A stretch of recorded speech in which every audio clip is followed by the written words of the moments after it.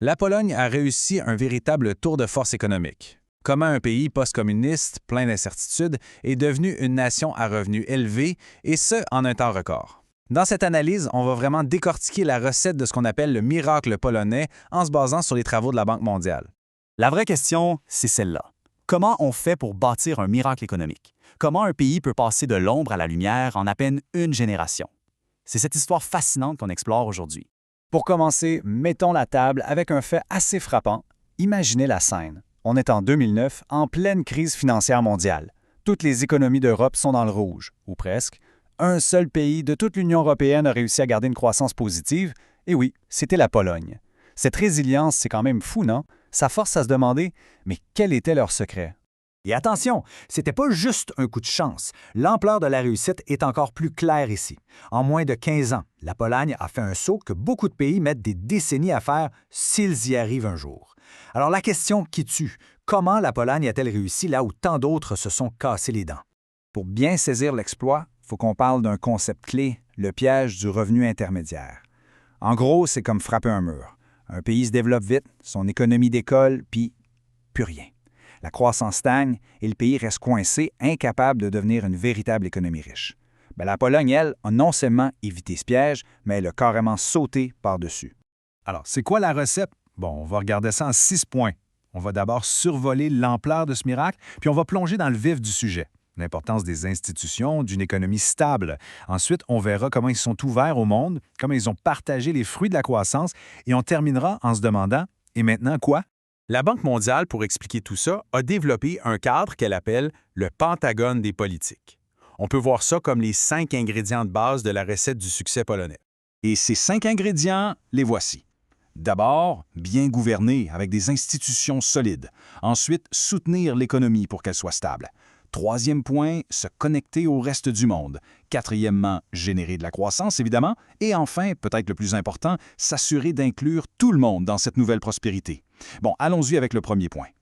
OK, on commence par la base de la base. Le premier ingrédient, et probablement le plus crucial, avoir de bonnes institutions.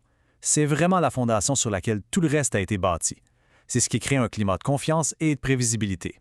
Ce qui est fou ici, c'est la constance. Pensez-y, 17 gouvernements différents se sont succédés, mais la vision de base est restée la même. Le timing aussi était super important. Ils ont fait une libéralisation choc au début, un peu comme arracher un pansement d'un coup, et ensuite ils ont bâti tranquillement les institutions démocratiques. Et pendant tout ce temps, l'objectif d'entrer dans l'Union européenne, ça a servi de boussole, de guide pour garder le cap. Passons maintenant au deuxième ingrédient. Avoir des institutions solides, c'est le plan long terme. Mais il faut aussi gérer l'économie au jour le jour. Et c'est là que la stabilité embarque. La Pologne a mis en place des politiques qui ont vraiment protégé son économie des chocs et encouragé les gens à investir. Regardez l'inflation, par exemple. C'est un super bon indicateur. Pendant que les pays qui sont restés coincés dans le piège voyaient leurs prix exploser avec une inflation autour de 10 %, la Pologne, elle, gardait ça bien tranquille à 2,5 %. Ça envoie un message fort. L'économie est bien gérée et elle est prévisible. En fait, c'est le jour et la nuit. D'un côté, la Pologne, avec des règles claires, une direction constante. De l'autre, des pays où les gouvernements changent de cap sans arrêt, créant plein d'incertitudes. Pour une entreprise qui veut investir ou pour une famille qui veut acheter une maison, cette stabilité, ça change absolument tout. Ça permet de voir à long terme. Troisième ingrédient, l'ouverture sur le monde. La Pologne a très bien compris qu'on ne réussit pas en restant dans son coin. Au contraire, elle a plongé tête première dans l'économie mondiale, ce qui a vraiment boosté sa compétitivité. Ce chiffre-là, il est juste « wow ». Il parle de lui-même. En moins de 15 ans, la part du commerce dans l'économie est passée de 61 % à presque 94 %. C'est un virage à 180 degrés, une transformation radicale qui montre à quel point le pays s'est ouvert. Et bien sûr, il faut parler de la géographie. Avoir l'Allemagne comme voisine, un des plus gros moteurs économiques de la planète, c'est un peu comme avoir une autoroute directe vers l'économie mondiale. Ça a permis à la Pologne de se brancher facilement aux grandes chaînes de production et d'attirer des investissements. C'est ce qu'on appelle l'effet de voisinage, et ça a été un vrai coup de pouce. Et maintenant, on arrive à ce qui est peut-être le plus important. C'est bien de créer de la richesse, mais il faut aussi la partager.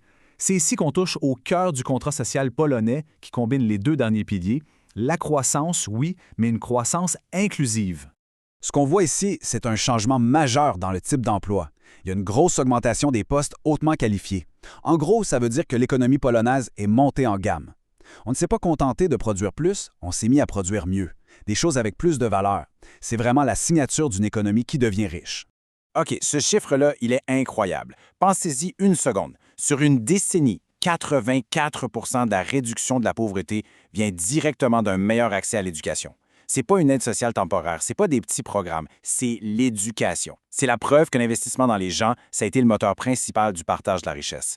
Et la Banque mondiale le dit elle-même. Ce succès n'est pas le fruit du hasard. C'était un choix politique très clair.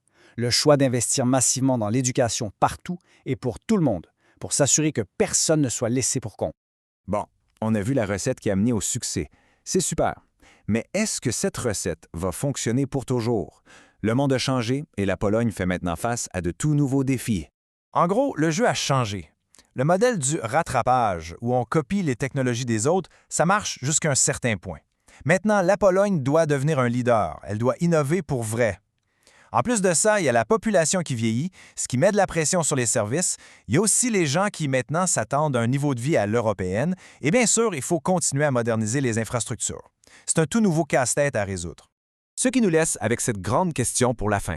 La Pologne nous a en quelque sorte donné un manuel, une recette du succès économique. Mais dans un monde qui bouge aussi vite que le nôtre, est-ce que les ingrédients qui ont fonctionné hier seront suffisants pour demain? Ça, c'est la question qui reste ouverte.